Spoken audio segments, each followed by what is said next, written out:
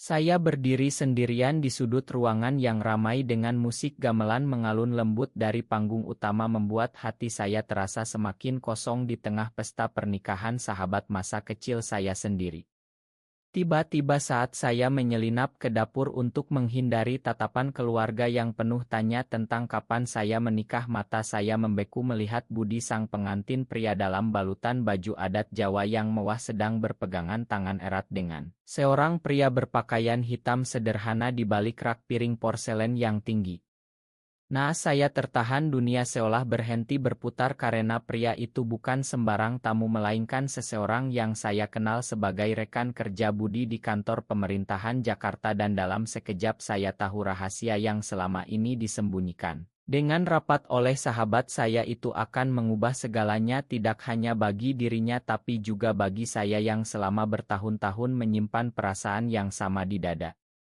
Pesta pernikahan itu digelar di sebuah ila mewah di pinggir Danau Toba, Sumatera Utara, dengan udara dingin pegunungan bercampur aroma bunga melati dan rendang yang menguar dari meja prasmanan.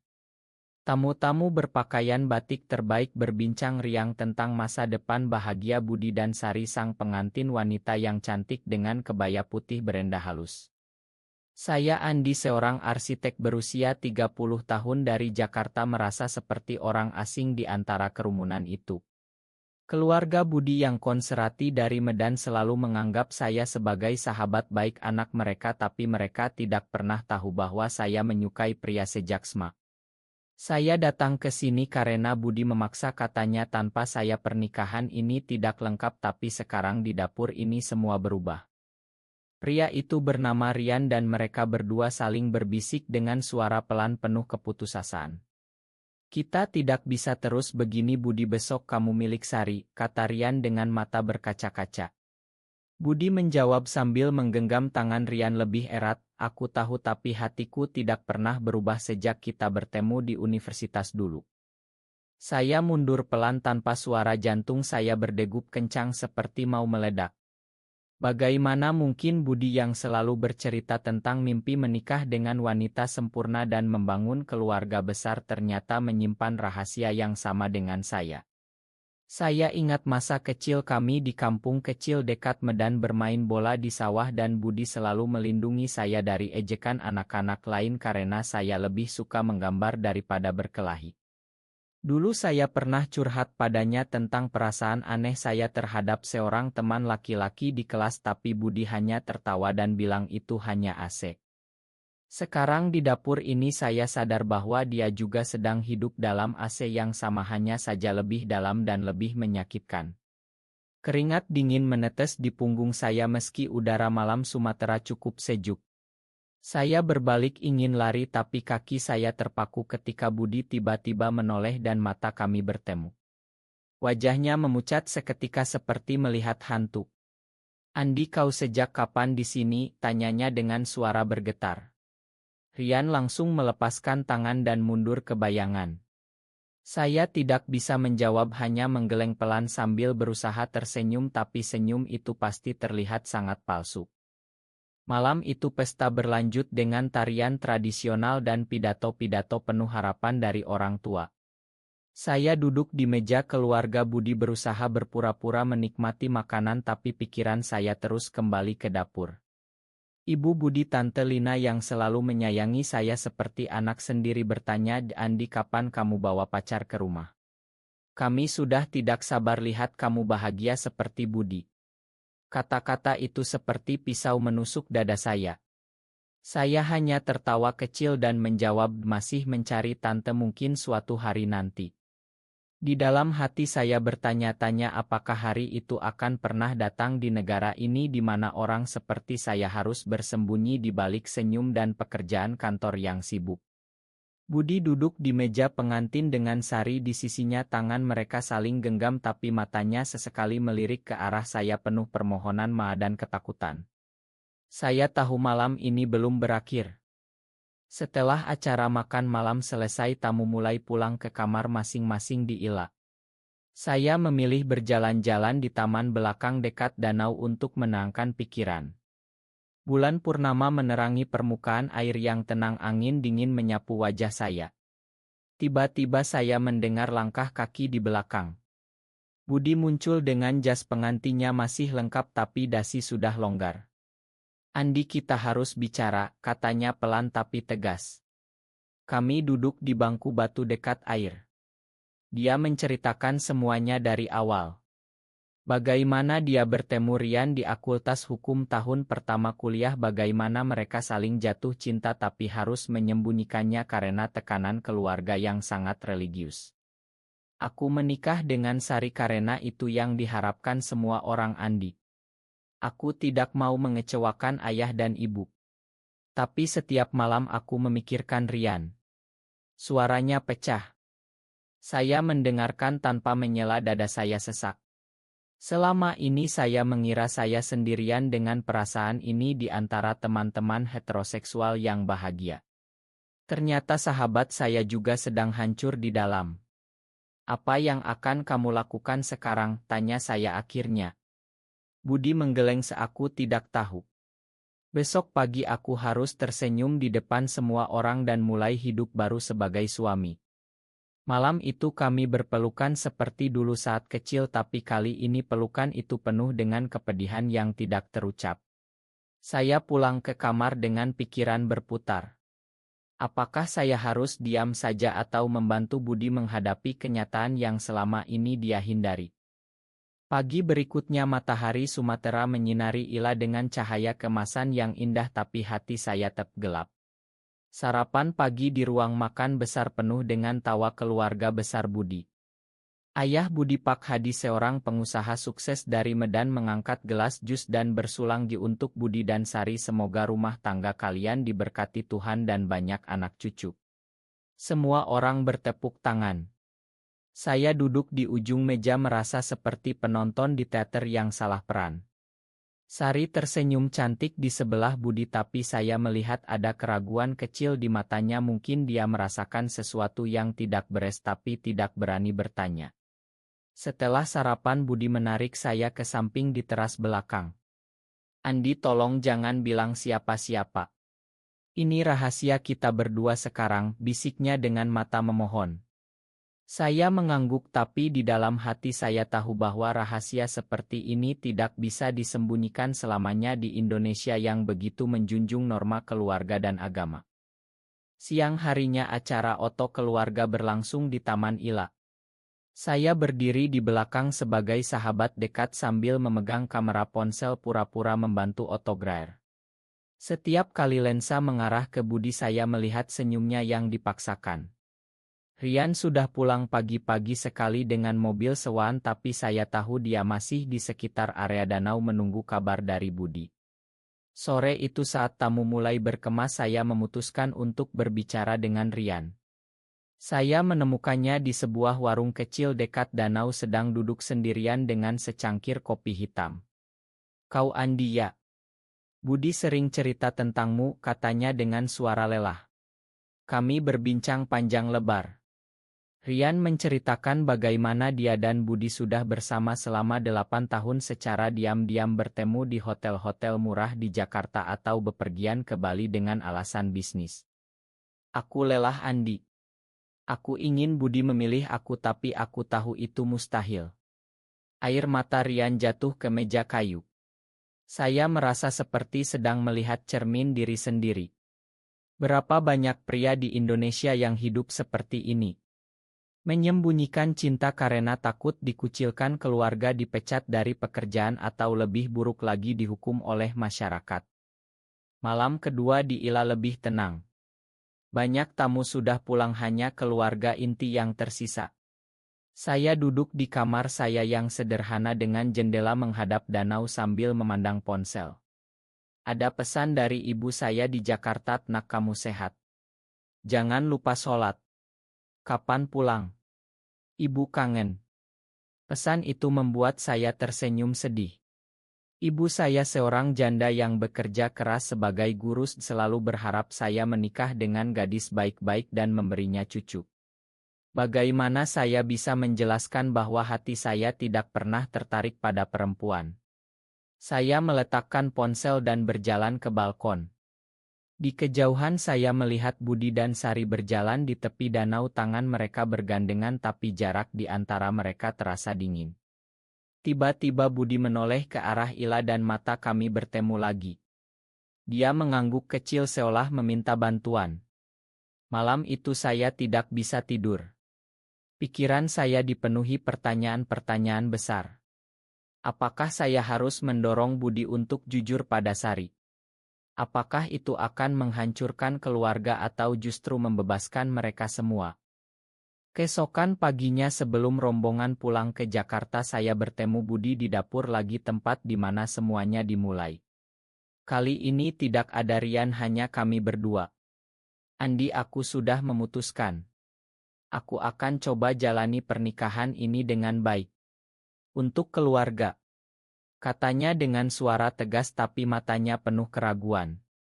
Saya memegang bahunya. Budi, kau tidak sendirian. Aku di sini. Tapi ingat, rahasia ini akan makan kau dari dalam kalau tidak dihadapi. Kami berpelukan lama sebelum dia kembali ke kamar untuk berkemas. Perjalanan pulang ke Jakarta dengan mobil sewaan terasa panjang. Budi dan Sari duduk di depan sementara saya di belakang bersama Rian yang diam-diam ikut karena alasan teman kantor. Udara di dalam mobil penuh ketegangan yang tidak terucap. Radio memutar lagu-lagu pop Indonesia tentang cinta yang indah, tapi bagi kami 4 orang di mobil itu cinta adalah sesuatu yang rumit dan menyakitkan. Sesampainya di Jakarta, kehidupan kembali normal setidaknya di permukaan. Saya kembali ke kantor arsitek saya di kawasan Sudirman. Budi mulai hidup sebagai suami baru di apartemen mewah di Kemang. Tapi setiap malam Budi menelepon saya curhat tentang betapa sulitnya berpura-pura bahagia. Sari baik sekali Andi, tapi setiap kali dia menyentuh aku memikirkan Rian. Saya mendengarkan sambil duduk di balkon apartemen kecil saya di Tebet. Hujan deras Jakarta mengguyur jendela seolah ikut menangis. Perlahan saya sadar bahwa menemukan rahasia Budi bukan hanya tentang dia tapi juga tentang saya sendiri. Saya yang selama ini menghindari hubungan serius karena takut ketahuan, sekarang merasa ada keberanian baru tumbuh di dada. Mungkin saatnya saya berhenti bersembunyi juga. 3 bulan berlalu sejak pernikahan itu dan Jakarta terasa semakin panas dengan kemacetan dan polusi yang biasa. Saya Andi mulai merasakan perubahan dalam diri sendiri. Setiap kali bertemu Budi di kai dekat kantor, kami berbicara dalam kode tentang proyek rahasia yang sebenarnya adalah perasaannya terhadap Rian. Rian sendiri sudah pindah ke Bandung untuk menghindari godaan, tapi hubungan mereka tetap berlanjut lewat pesan dan panggilan malam. Saya menjadi penghubung tak resmi di antara mereka, memberikan saran agar tidak ketahuan. Tapi beban itu mulai berat. Di kantor rekan kerja saya mulai curiga kenapa saya selalu menolak ajakan kencan buta dengan saudara perempuan mereka. Andi, kamu terlalu sibuk kerja atau memang tidak suka cewek? Tanya bos saya suatu hari sambil tertawa. Saya hanya tersenyum dan mengalihkan pembicaraan, tapi di dalam hati saya merasa semakin terpojok. Suatu akhir pekan Budi mengajak saya ke rumah orang tuanya di Medan untuk acara ulang tahun ayahnya. Sari tidak bisa ikut karena sedang dinas ke Singapura. Di rumah besar itu Tante Lina memeluk saya erat. Andi, kamu seperti anak kedua kami. Lihat, Budi sudah menikah, sekarang giliran kamu. Kata-kata itu terasa seperti beban batu di dada. Malam harinya setelah pesta kecil, Budi dan saya duduk di teras belakang sambil minum kopi. Andi, aku tidak tahan lagi. Kemarin Sari bertanya kenapa aku selalu pulang malam. Aku hampir bilang semuanya. Suaranya gemetar. Saya memegang tangannya. Kalau kamu siap aku dukung. Tapi pikirkan konsekuensinya. Keluarga kita di sini sangat tradisional. Kami berbicara sampai larut. Untuk pertama kalinya Budi mengakui bahwa dia ingin hidup jujur meski itu berarti kehilangan segalanya. Saya pulang ke Jakarta dengan pikiran kacau tapi juga ada rasa bangga. Sahabat saya mulai berani menghadapi dirinya sendiri. Kembali di Jakarta saya memutuskan untuk mencoba langkah kecil untuk diri sendiri. Saya bergabung dengan sebuah grup dukungan online untuk pria gay di Indonesia yang bertemu secara rahasia di KAE tersembunyi di kawasan Senopati. Di sana saya bertemu dengan pria-pria lain yang ceritanya mirip dengan saya dan Budi. Salah satunya adalah seorang dokter muda bernama Dimas yang ramah dan penuh pengertian. Kami mulai sering ngobrol setelah pertemuan. Dimas bercerita tentang keluarganya di Yogyakarta yang masih belum tahu dan bagaimana dia belajar menerima diri setelah bertahun-tahun depresi. Percakapan dengan Dimas membuat saya merasa tidak sendirian lagi. Perlahan saya mulai membuka hati. Kami jalan-jalan di Taman Suropati malam hari berbagi cerita tentang mimpi dan ketakutan. Untuk pertama kalinya dalam hidup saya merasakan kehangatan yang bukan hanya persahabatan. Tapi kebahagiaan itu tidak bertahan lama. Suatu hari Tante Lina menelepon saya dari Medan dengan suara panik. Andi Budi sedang sakit parah di rumah sakit. Dia minta kamu datang. Saya terbang ke Medan malam itu juga. Di rumah sakit saya menemukan Budi terbaring lemah karena stres berat yang dia sembunyikan. Dokter bilang tekanan darahnya tinggi dan dia hampir kolaps. Sari duduk di sampingnya dengan mata bengkak. Andi, terima kasih sudah datang. Budi selalu bilang kamu saudaranya, katanya sambil memegang tangan saya. Malam itu Budi bangun dan meminta kami berdua keluar ruangan. Di koridor rumah sakit yang sepi Budi berbisik, Andi, aku hampir cerita semuanya ke Sari tadi. Aku takut. Saya memeluknya pelan, kita hadapi bersama. Saat itu saya sadar bahwa rahasia di dapur pernikahan dulu telah membawa kami ke titik ini. Bukan hanya Budi yang berubah tapi saya juga mulai melihat hidup dengan cara baru. Setelah Budi pulih dari rumah sakit, keluarga besar mengadakan pertemuan di Medan untuk mendoakan kesehatan anak mereka. Saya diundang sebagai bagian dari keluarga. Di ruang tamu besar Pak Hadi duduk di kursi utama dengan wajah serius. Budi, kamu harus lebih menjaga diri. Sari sedang hamil sekarang, kita tidak mau ada masalah. Kata-kata itu seperti petir. Sari hamil. Budi tidak pernah bilang apa-apa. Saya melihat wajah Budi memucat. Malam itu di kamar tamu Budi menangis di depan saya. Andi, aku tidak sanggup. Anak ini akan mengikat aku selamanya. Rian menelepon tadi, dia bilang dia tidak tahan lagi. Saya duduk di sampingnya mendengarkan tanpa menghakimi. Kami berbicara tentang pilihan-pilihan sulit. Apakah Budi harus jujur sekarang atau terus berpura-pura demi anak yang belum lahir? Saya sendiri merasa terbagi. Di satu sisi saya ingin sahabat saya bahagia dengan Rian, tapi di sisi lain saya tahu betapa beratnya menjadi ayah dalam situasi seperti ini. Kembali ke Jakarta saya mulai semakin dekat dengan Dimas. Kami pergi ke Bandung akhir pekan untuk menghilangkan stres. Di sana kami berjalan di Jalan Braga, makan mie kocok dan berbagi cerita tentang masa lalu. Dimas memegang tangan saya di bawah meja, kayak kecil, Andi, kamu kuat. Jangan takut menjadi diri sendiri. Kata-kata itu membuat saya menangis diam-diam. Untuk pertama kalinya saya merasa dicintai apa adanya. Tapi kegembiraan itu terganggu ketika Budi menelepon tengah malam. Andi, Sari tahu.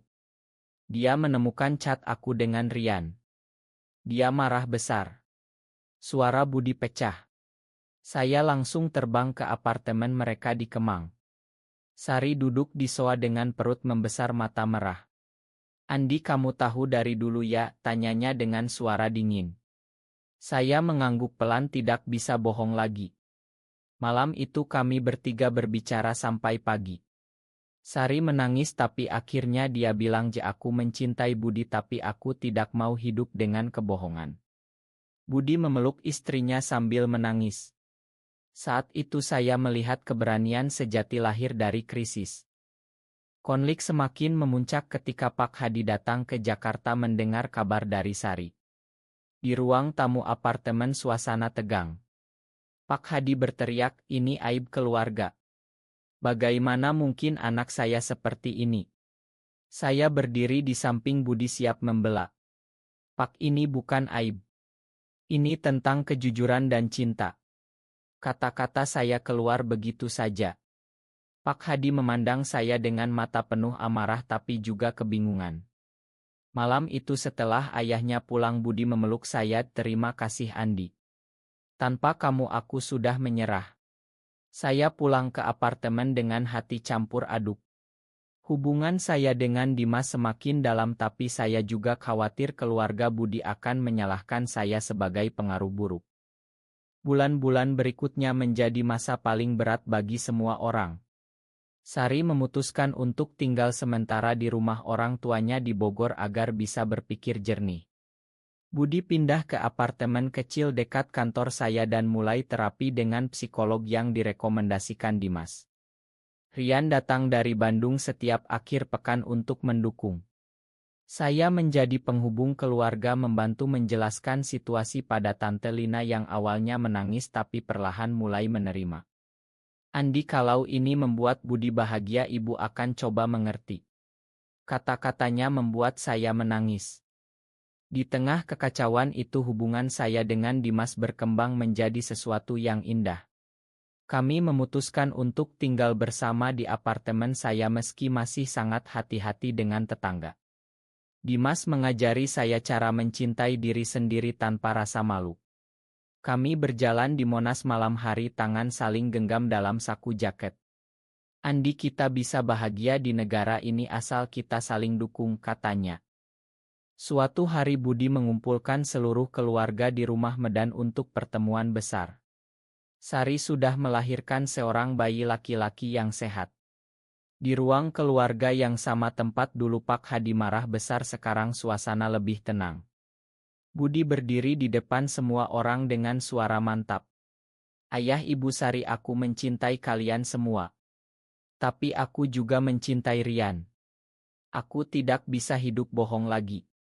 Ruangan hening. Sari memegang tangan Budi, aku sudah memakan. Kita akan pisah secara baik-baik demi anak kita. Pak Hadi akhirnya mengangguk pelan meski air mata mengalir di pipinya. Anakku, ayah tidak mengerti tapi ayah tidak mau kehilangan kamu. Saat itu saya merasa bangga pada sahabat saya. Perjalanan yang dimulai dari rahasia di dapur pernikahan telah membawa kami semua ke tempat yang lebih terang. Saya dan Dimas ikut merayakan kelahiran bayi itu sebagai paman. Keluarga besar mulai belajar menerima meski masih banyak bisik-bisik dari kerabat jauh. Di Jakarta kehidupan saya berubah total. Saya mulai aktif di komunitas dukungan Indonesia secara diam-diam membantu pria muda yang sedang berjuang dengan identitas mereka. Dimas mendukung sepenuhnya. Kami merencanakan liburan ke Bali untuk merayakan 1 tahun hubungan kami. Di pantai Kuta saat matahari terbenam Dimas berlutut dan bertanya, Andi, maukah kamu menjalani hidup ini bersamaku selamanya? Saya menjawab ya dengan air mata bahagia. 2 tahun kemudian kehidupan kami semua telah berubah drastis tapi indah dengan cara masing-masing. Budi dan Rian tinggal bersama di Bandung setelah perceraian yang damai dengan Sari. Mereka membuka usaha kecil dan sering mengirim oto bayi mereka yang sekarang berusia 2 tahun. Sari menikah lagi dengan pria baik dari kantornya dan tetap dekat dengan Budi demi anak. Pak Hadi dan Tante Lina akhirnya menerima dengan hati terbuka meski masih ada doa-doa tambahan di masjid setiap Jumat. Saya dan Dimas menjalani hidup tenang di apartemen kami di Jakarta. Saya naik jabatan menjadi kepala desainer di kantor dan Dimas membuka klinik kecil untuk kesehatan mental komunitas. Kami sering pulang ke Medan untuk berkumpul dengan keluarga besar. Suatu hari kami semua berkumpul lagi di ila yang sama di Danau Toba untuk merayakan ulang tahun bayi Budi yang ketiga. Di dapur yang dulu menjadi saksi rahasia saya berdiri sambil memeluk Dimas. Budi mendekat dan memeluk kami berdua. Andi, terima kasih karena dulu kamu tidak diam saja. Rahasia itu telah membebaskan kita semua. Malam itu di tepi danau kami duduk bersama menatap bulan purnama.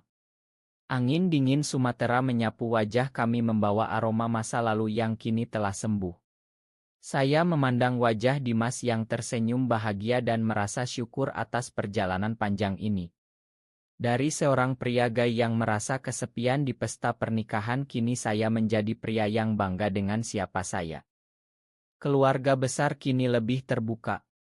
Ada keponakan remaja yang mulai curhat pada saya tentang perasaannya yang mirip. Saya mendengarkan dengan sabar dan bilang, kamu tidak sendirian. Ada banyak jalan menuju kebahagiaan asal jujur pada diri sendiri. Perjalanan emosional yang dimulai dari satu malam di dapur telah mengajarkan kami semua tentang cinta dalam berbagai bentuk pengorbanan dan kekuatan untuk bangkit. Di Indonesia yang penuh tantangan ini kami membuktikan bahwa keluarga sejati adalah yang menerima dengan hati terbuka. Apakah mencintai sesama jenis selalu berarti harus mengorbankan hubungan keluarga dan masyarakat demi kebahagiaan pribadi, atau justru kejujuran akan memperkuat ikatan itu semua? Benar atau salah?